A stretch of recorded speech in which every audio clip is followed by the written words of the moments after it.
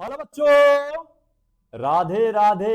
Vasudev plus में आपका स्वागत है, जहां प्लस का मतलब ही एक नई सोच से है। एक ऐसी सोच जो जीवन की सभी असफलताओं को सफलताओं में बदल दे। और उसी सोच के साथ मैं जुड़ा हूं, आपका अपना प्रेम, और हाजिर हुआ हूं आपके सामने आयनिक साम्य की एक और वीडियो लेकर।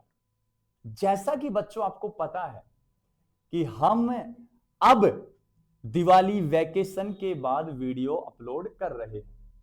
उम्मीद है आपने दिवाली को अच्छे से एंजॉय किया होगा, अच्छे से आपने पटाखे फोड़े होंगे, बिना पोल्यूशन का ध्यान रखे अपन ने खूब धूम धाम से दिवाली बनाई है। लेकिन अब वापस से उसी प्लेटफॉर्म पर आ जाइए जिस प्लेटफॉर्म पर या जिस सीढ़ी पर आप पहले से चढ़ रहे थे, और उस सीढ़ी का नाम है पढ़ाई, एजुकेशन। क्योंकि इसी सीढ़ी की मदद से हम अपनी दिवाली को और भी सुनहरी बना सकते हैं। क्योंकि जब हम कुछ बन जाएंगे तो फिर आपको पता है अपनी बल्ले बल्ले हो जाएगी, और जब बल्ले बल्ले हो जाती है तो हो जाएगी तेरी बल्ले बल्ले, हो जाएगी तेरी बल्ले बल्ले। बस वो वाली कहानी है। तो अब आ जाओ, वीडियो को करते हैं स्टार्ट। लेकिन वीडियो को स्टार्ट करने से पहले आपको पता है मैं क्या कहने वाला हूं। मैं कहने वाला हूं कि चैनल को सब्सक्राइब कर लीजिए, बेल आइकन को हिट कर दीजिए, और साथ के साथ कमेंट सेक्शन में लिख दीजिए जय श्री श्याम। अब आ जाओ, करते हैं वीडियो को स्टार्ट।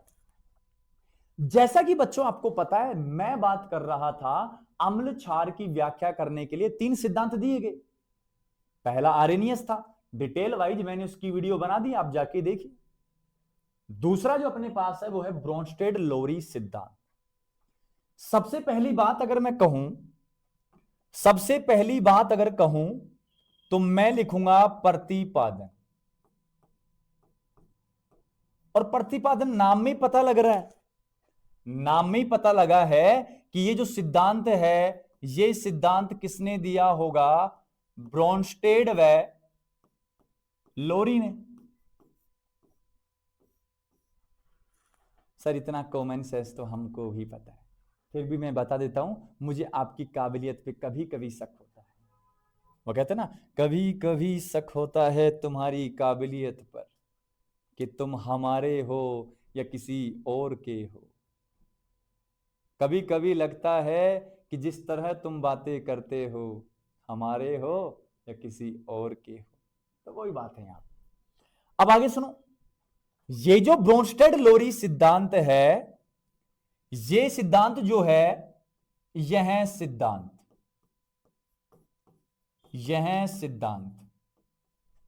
H प्लस, और भली भांति जानते हो आप H प्लस को क्या कहा था अपन ने? प्रोटॉन। और H प्लस के स्थानांतरण पर आधारित है।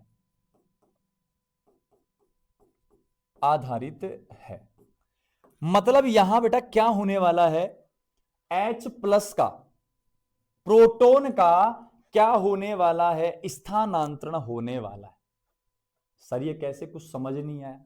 तो कहने का मतलब बेटा, एक पदार्थ या यौगिक कह दो, अगर ये H प्लस को दान कर रहा है तो दूसरा पदार्थ इसी H प्लस को क्या कर लेगा? ग्रहण कर लेगा। मैं ये कहना चाह रहा हूं। थोड़ा गला खराब है क्योंकि थोड़ा टूर पे जाके आए हैं, तो कुछ सर्दी लगने की जैसे गला खराब हो गया मेरा, तो आप एडजस्ट करना थोड़ा सा। एक पदार्थ तो H प्लस क्या कर रहा है? दान। और उसी H प्लस को दूसरा पदार्थ क्या कर रहा है? ग्रहण। तो ये H प्लस जो है ना, वो एक पदार्थ से दूसरे पदार्थ में स्थानांतरित हो रहा है। और जब स्थानांतरित हो रहा है तो ये सिद्धांत यही तो कह रहा है कि H प्लस के स्थानांतरण पर क्या होता है? आधारित होता है। चलो ठीक है सर, आपकी बात से थोड़ा थोड़ा सहमत भी हो जाते हैं सर हम, क्योंकि हम आपकी किसी बात को नहीं टालते, क्योंकि आप अच्छे अच्छे प्यारे प्यारे सर हैं हमारे। अब आ जाओ। अब आगे क्या हुआ? आगे ये हुआ कि कोई भी पदार्थ है, पदार्थ या कोई भी क्या है यौगिक। एक्स वाई जेड कोई भी हो सकता है, पदार्थ यौगिक कोई भी हो सकता है। फिर मैंने इसको घोला है किसमें, विलायक में। लेकिन अब मैं थोड़ा सा रोकूंगा आपको एक बार। जब आर्रेनियस पढ़े थे ना बेटा, तो विलायक केवल जल था। जलीय विलयन में H प्लस अम्ल, जलीय विलयन में OH माइनस क्षार, ऐसे व्याख्या करता था आर्रेनियस। लेकिन ब्रॉन्स्टेड लोरी ने कहा कि किसी भी तरह का विलायक लो, किसी भी प्रकार का क्या ले लो, विलायक ले लो आप, एक्स वाई जेड कोई भी ले लो। और जब पदार्थ या यौगिक को किसी भी प्रकार के विलायक में घोलते हैं तो क्या दान कर दे, H प्लस दान कर दे, या मैं कह दूं क्या दान कर दे, प्रोटॉन दान कर दे। तो ऐसे जो यौगिक होंगे या ऐसे जो पदार्थ होंगे वो क्या होंगे, अम्ल। और अम्ल भी किसके अनुसार, ब्रोंस्टेड के अनुसार अम्ल होंगे, या उन्हें ब्रोंस्टेड अम्ल कहा जाता है। में घोलने पर थोड़ा ठीक लगेगा, घोलने पर। अरे क्लियर है क्या मेरी बात? अरे छोटी छोटी बातें हैं, छोटी छोटी रातें लंबी हो जाती है, बस वही गाना है। अब आगे सुन। एक बात स्पष्ट हुई कि जो अम्ल होते हैं ना, अम्ल, वो प्रोटॉन दाता होते हैं कि ग्राही दाता होते हैं। अतः लिख दूंगा, अतः अम्ल प्रोटॉन दाता होते हैं, प्रोटॉन दाता होते हैं। ये लीजिए। चलेगा यहां तक? ठीक है, सर चला लेंगे, हम क्या मना कर रहे हैं सर? आप कहो हम मना करें, नहीं हो नहीं सकता। अब सुनो एग्जाम्पल की बात, और एग्जाम्पल भी फर्स्ट है। और सबसे पहले है, कौन से अम्ल है, उदासीन ब्रॉन्स्टेड अम्ल है, उदासीन ब्रॉन्स्टेड अम्ल है। ठीक है, कौन कौन से सुनो। सबसे पहला one of the best example रहता है अपने पास, और वो एग्जाम्पल कौन सा है, H2SO4। H2SO4 के बाद है HNO3, HNO3 के बाद है HNO2, HNO2 के बाद है H2CO3, H2CO3 के बाद है H3PO4, H3PO2, H3PO3। और देख लो, CH3COOH, HCOOH, HF चल जाएगा, HCl चल जाएगा, HBr चल जाएगा, HI चल जाएगा, साथ में H2O भी चला सकते हो, कोई मना नहीं करेगा बेटा। साथ में अल्कोहल भी चला सकते हो, कोई मना नहीं करेगा। ETC, ये जितने भी मैंने एग्जाम्पल लिखे हैं ये सारे के सारे उदासीन ब्रॉन्स्टेड अम्ल हैं। मतलब ये सभी किसी भी प्रकार के विलायक में घोलने पर क्या दान करेंगे, प्रोटॉन दान कर देंगे। और जब प्रोटॉन दान कर देंगे तो ये उदासीन ब्रॉन्स्टेड अम्ल है। क्लियर है क्या मेरी बात? अब सुनो आगे, अब सुनो आगे बेटा। और एग्जाम्पल नंबर मैं बात करूंगा सेकंड की, और जो सेकंड है वो है ऋणायनिक अम्ल। ऋणायनिक अम्ल की बात चली। अब ऋणायनिक क्या होंगे, जिनमें क्या होगा भाई, जिनमें क्या होगा, माइनस आएगा। अब कौन कौन से हो सकते हैं वो सुन, HSO4 minus, HCO3 minus, SH minus, OH minus. ठीक है, H2PO4 माइनस, HPO4 माइनस 2, अरे होंगे कि नहीं होंगे? इन सभी में ऋणायन भी है बेटा, इन सभी में ऋणायन भी है और साथ के साथ क्या भी है, माइनस भी है। इस कारण ये ऋणायनिक अम्ल है। जब ये किसी में घुलेंगे तो सभी के सभी H+ या प्रोटॉन दान कर सकते हैं। तो ब्रॉन्स्टेड की नजर में ये सारे के सारे अम्ल हैं, और वो भी कौन से, ऋणायनिक। जल्दी स्क्रीनशॉट ले।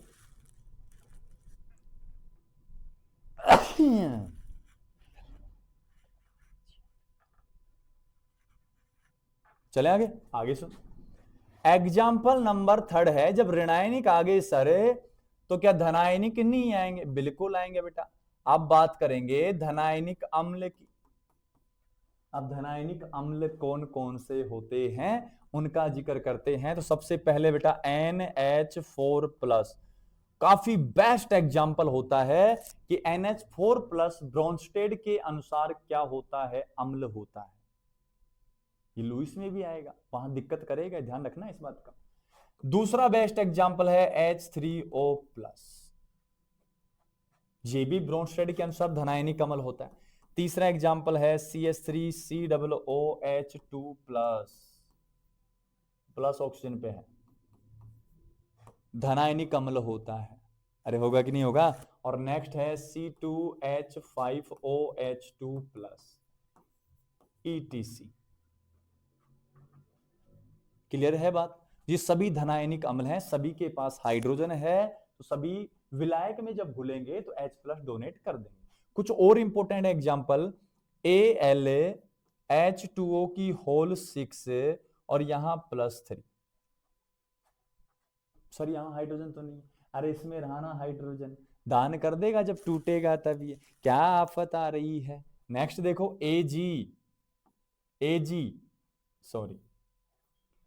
AgH2O की होल 6 और प्लस का 1, फिर से दान कर सकता है, धनायनिक अम्ल है।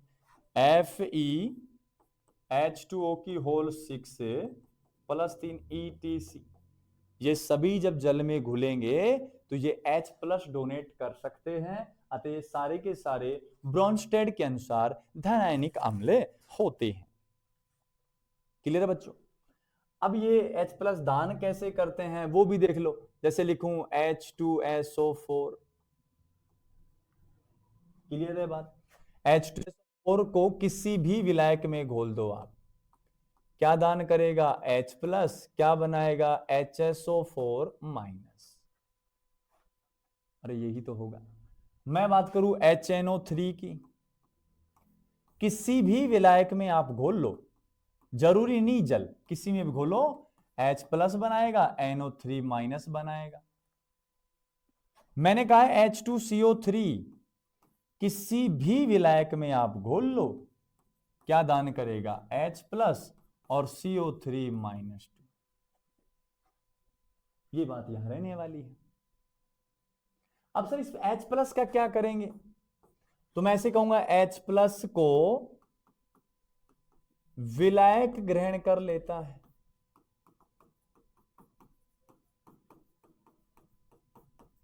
भाई विलायक भी तो आए ना, घोलने आया है। अब घोलने आया तो खुद भी तो टूटेगा ना, और खुद जब टूटेगा तो विलायक H+ को क्या कर लेगा, ग्रहण कर लेगा। कर लेंगे, अपना क्या है, अपना कुछ नहीं जाता, भाड़ में जाए जनता। क्लियर? अब क्वेश्चंस की बात करता हूं कुछ। पहला क्वेश्चन अपने पास है, ब्रॉन्स्टेड अम्ल हैं, ब्रॉन्स्टेड अम्ल होते हैं, ए प्रोटॉन दाता, बी प्रोटॉन ग्राही, सी लोन पेयर दाता, डी लोन पेयर ग्राही। अब एक बात सोच बेटा, यहां लोन पेयर का तो कोई जिक्र हुआ ही नहीं है, लोन पेयर का तो जिक्र हुआ ही नहीं है। यहां तो केवल जिक्र हुआ है किसका, प्रोटॉन का। तो जो प्रोटॉन दाता होते हैं वो ब्रॉन्स्टेड क्या होते हैं, अम्ल होते हैं। नेक्स्ट क्वेश्चन की बात अगर मैं करूं, निम्न में से ब्रॉन्स्टेड अम्ल है, अम्ल है। तो ऑप्शन लिख रहा हूं बेटा, देखो सबसे पहले लिखा है NH3, बी लिखा है मैंने, क्या लिखा है PH3, सी लिखा है मैंने NH4+, डी लिखा है मैंने सभी। तो ब्रॉन्स्टेड के अनुसार अम्ल कौन है, NH4+ अम्ल है। तो क्या ही सोचना है, कोई ध्यान नहीं देना है किसी और। कल को ये पूछ लिया जाए AlH2O की होल 6+3 होता है, ऑप्शन दे दे लुईस अम्ल,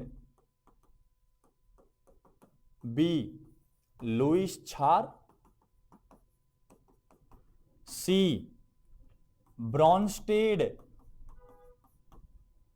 अम्ल, डी ब्रॉन्स्टेड क्षार। तो ये क्या होता है बेटा, ब्रॉन्स्टेड अम्ल होता है, और अच्छे से कहूं तो धनायनिक ब्रॉन्स्टेड अम्ल होता है।